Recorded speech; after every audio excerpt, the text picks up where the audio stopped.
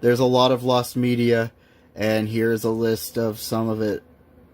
The communists as termites work in darkness underground. There are several actors that have had the public perception of being eccentric. Marlon Brando had a reluctance to learn lines and often improvised his own. Jared Leto pushes his method acting on the people around him and ran a cult or something. Crispin Glover went on Letterman playing a character named Reuben Farr, leaving many people to think that Crispin wasn't acting at all that night, was actually a drugged-out, paranoid man. Andy Kaufman made a whole career out of people wondering how much of his act was even an act at all. But one of the most surprising careers that Hollywood ever gave somebody wasn't any of these, but rather a man named Timothy Carey. Timothy Carey's most famous roles are in the Stanley Kubrick films The Killing and Paths of Glory. The best gateway to becoming a Timothy Carey obsessive is learning the story of Tim faking his own kidnapping for a month to promote himself. This was in the middle of shooting Paths of Glory. When Kubrick found out what Timothy did, he fired him from the film. They were almost done shooting, so it didn't matter. But Timothy Carey is so much more than a quirky Kubrick anecdote. It seems as though every person to meet him has a story to share. Timothy Carey walked to the beat of his own drum, to put it lightly. He had a Tommy Wiseau kind of presence. Think Tommy Wiseau meets Italian mobster. You gotta do it a certain way, John. You just ever meet the warden? All of this is to say that he was also a director that created a few projects himself. These projects are just as unique as he was. His first film, The World's Greatest Sinner, was hard to find for decades, but is now easy enough to get a hold of. The film is about a man that tries to start a religion using the power of rock and roll. This film was produced, directed, starring, and financed by Timothy Carey, with music by Frank Zappa. You know when Frank Zappa's music is the most normal thing about your film, that you've created something unholy. Hey, you! You're blocking my place of business! But his next film has always been unavailable and sounds even more interesting. Tweet's Ladies of Pasadena was a 70-minute pilot to a children's show that Tim wanted to make. Or maybe it was something else made after the pilot, or maybe it was stitched together from several episodes. It was made in either 1968 or 1974 or 1979, and IMDb sums up the plot as the story of a man who is a member of a ladies' knitting club that constantly roller skates and wants to clothe naked animals. There's footage of these two people, whoever they are, discussing Timothy Carey after a screening of a film. One of them referred to Pasadena as unfinished and described it as being about a gardener whose dream is to clothe all the animals in the world, and he actually kills people with his lethal flatulence. This was a... Timothy Carey turned down a role in The Godfather to make this pilot. There's a promo of it on YouTube with some footage, but that seems to be it. According to the promo, over 20 hours of footage were shot. And as of 2025, there are about 2 minutes of that 20 hours available in the promo video. Whoever owns the film, please release this camp gold. Speaking of camp, here's John Waters. The communists as termites work in darkness underground. John's first feature film was called Mondo Trasho, which was made available on VHS in the 1980s, and therefore it has been released online, unofficially. But before that, he did 3 short films that, aside from a few clips, aren't available anywhere.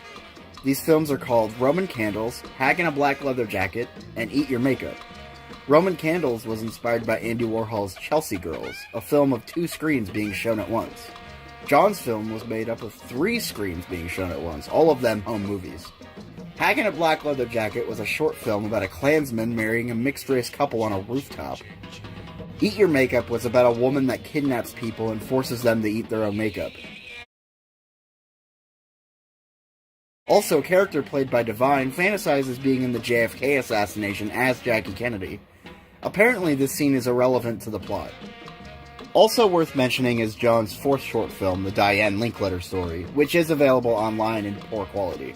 This was from an 80s VHS bootleg. The film is a recreation of the suicide of Diane Linkletter, daughter of the TV host Art Linkletter.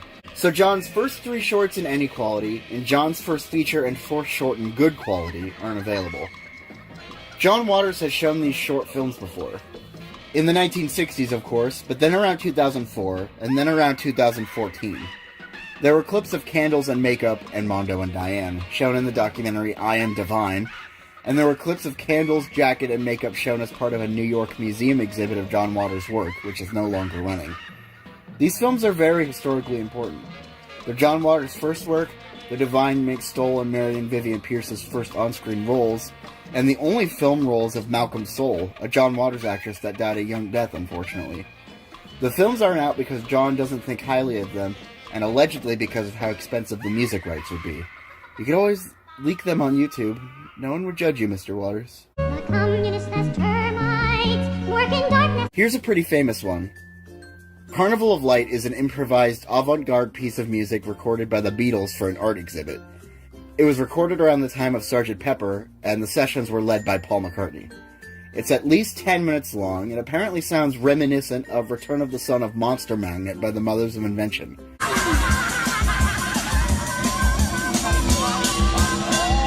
It was almost included on the Beatles anthology, but George vetoed it being on there because he didn't like avant-garde music, despite having recorded an album in the late 60s called Electronic Sound, which is avant-garde music.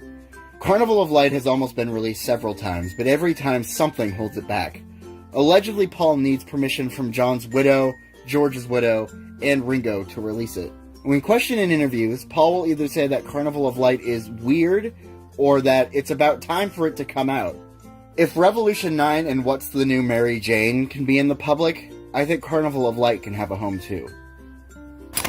Shit. The communist has termites, work in darkness underground. This story gets complicated.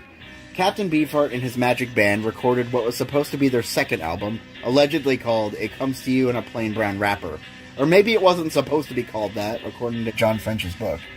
Regardless, they were then dropped from their record label, Buddha Records. The Magic Band then re-recorded some of the songs for a different label called Blue Thumb. This album was to be called Strictly Personal. Time went by and the album wasn't coming out. Around this time, Beefheart, aka Don Van Vliet, had reconnected with his old high school friend Frank Zappa. It was decided that they would re-record their second album again and make it a double album produced by Frank Zappa. They were going to re-record the songs and also add brand new songs. They recorded 3 known songs, 2 new songs called Moonlight on Vermont and Veterans Day Poppy, and a re-recording of the song Candy Corn. Immediately after they started these sessions, however, their former record label wound up releasing Strictly Personal. Don then decided to do a double album of all brand new songs instead of re-recording the old ones at all, and this is how Trout Mask Replica came into being. A good handful of the Plain Brown Wrapper sessions have come out on the album Mirror Man, the CD The Mirror Man Sessions, and as CD bonus tracks for Safe as Milk. Strictly Personal ended up coming out as Strictly Personal. Moonlight on Vermont and Veterans Day Poppy came out on Trout Mask Replica, despite technically being intended for a different project. This just leaves us with the Zappa-produced version of the song Candy Corn, which has not seen the light of day in over 50 years. Candy Corn is such a good song, and I would love to hear a version with Frank Zappa's producing involvement. At these sessions, Frank turned up the cranks of Bill Harkleroad's amp all the way. You can hear on Moonlight on Vermont especially just how aggressive this made the tone sound.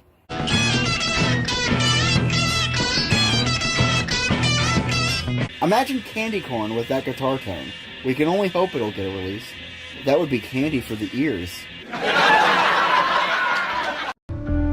communist has termites. Andy Warhol was a one-of-a-kind artist. Did he know how to paint? Was the silkscreen method an attempt to mask a lack of talent? Did he even do all the silkscreens himself? Did he write the books he wrote? Did he actually direct the actors in his films?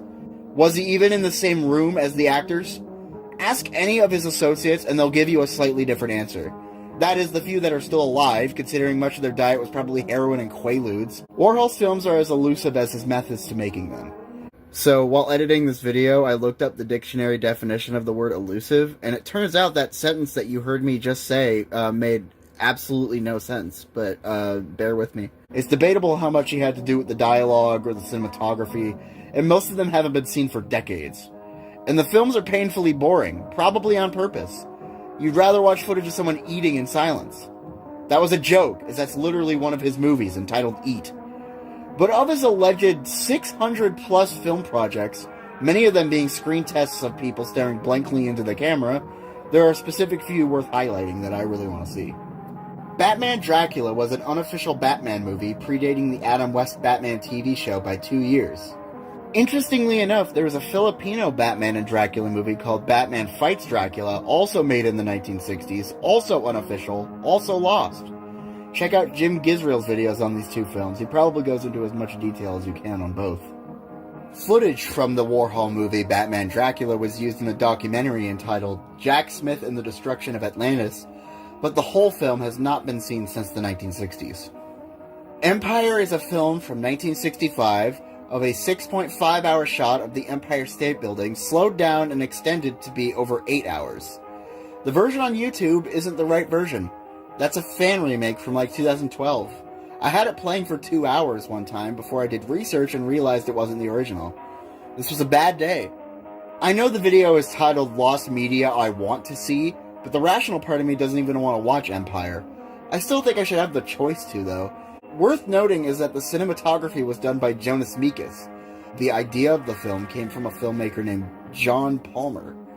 So in this movie of a static shot of a building for 8 hours, Warhol didn't come up with the idea, and he also wasn't the cinematographer. What did Andy do? Did he turn the camera on? The next film we're going to talk about is called Salvador Dali. This was a film where Salvador Dali came to Warhol's studio and walked around and met the Velvet Underground. I don't know how this could hold my attention for 30 minutes, but who wouldn't want a Lou Reed and Salvador Dali crossover? You think Lou Reed hated him for no reason? You think Salvador Dali was secretly judging everyone there? You think Andy barely said anything and faded into the background? You think Mo Tucker hated Obama even back then? There's no way to know for sure unless the film gets a release. Asterisk, asterisk, asterisk, asterisk, aka 4 stars, is a 24-hour movie made up of a bunch of unrelated footage. The title came from the maximum amount of stars a film could be rated in film publications. So a film of a bunch of crap is named after a perfect score. That seems to mean something significant, but I can't put my finger on what. John Waters is one of the only people to have sat through the whole thing, hoping to see footage he hadn't seen yet. He had a liking for Warhol's films, met Warhol at least once, and even claimed in his book Shock Value that Nico was his favorite singer. Did anyone ever play Intellivision Lives? It was a PlayStation 2 and GameCube release of a bunch of Intellivision ports. The hub screen plays an original song, and I'm 99% convinced that the singer is doing her best impression of Nico. How could you put me in this position?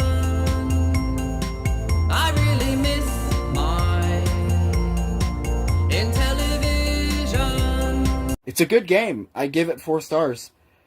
The film 4 stars was only shown one time in its entirety, although footage from it was cut into a shorter film, which is also lost. I want a chance to see 4 stars. It's been about 50 years. The time has come to let it out into the wild. Intellivision must live on. This indecision. Somebody find my Intellivision.